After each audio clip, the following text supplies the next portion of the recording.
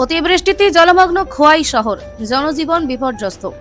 টানা ভারী বৃষ্টিতে খোয়াই শহরে বিভিন্ন এলাকা জলমগ্ন হয়ে পড়েছে। রাস্তাঘাটে জল জমে যান চলাচল ব্যাহত হচ্ছে। চরম ভোগান্তিতে পড়েছেন সাধারণ মানুষ। আবহাওয়ার পরিস্থিতির দিকে নজর রেখে অপ্রয়োজনীয় বাইরে বের হওয়া থেকে বিরত থাকার পরামর্শ দেওয়া হচ্ছে। করবো না করবো অতমঙ্গ পুরো পরিষদের ভূমিকা নিয়ে কি বলবেন? পুরো পরিষদের ভূমিকা হচ্ছে ওখানে তার ভূমিকা আছে, কিন্তু আগে তো এই ধরনের ভূমিকা ছিল না। কিন্তু যদি থাকতো তাহলে কিন্তু এই যে আগের যে পুরানা ড্রেনগুলি আছিল এই ড্রেনগুলি পরিষ্কার করে দিলে এই জলটা কিন্তু নামা যেত না। তো এই জলটা যে উঠেছে এর জন্য দায়ী কাকে করবেন? মানে তাই কি কম, এটা তো পুরসভার সবাইদের দায়িত্ব আছে। এখানে ইঞ্জিনিয়ার আছে, এখানে বড় বড় হাই লেভেলের লোকেরা আছে।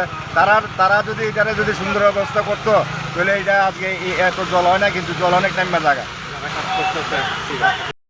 ড্রেনের কাজটা তো এটা বাইরের সংস্থার থেকে করছে, আর ওখানে যেটা করতেছে বর্তমান এটা মানে নগর পঞ্চায়েত থেকে করতেছে। আপনি তো একজন প্রবীণ নাগরিক এলাকার, আপনি কি এই কাজে খুশি? আমি এই কাজে খুশি না।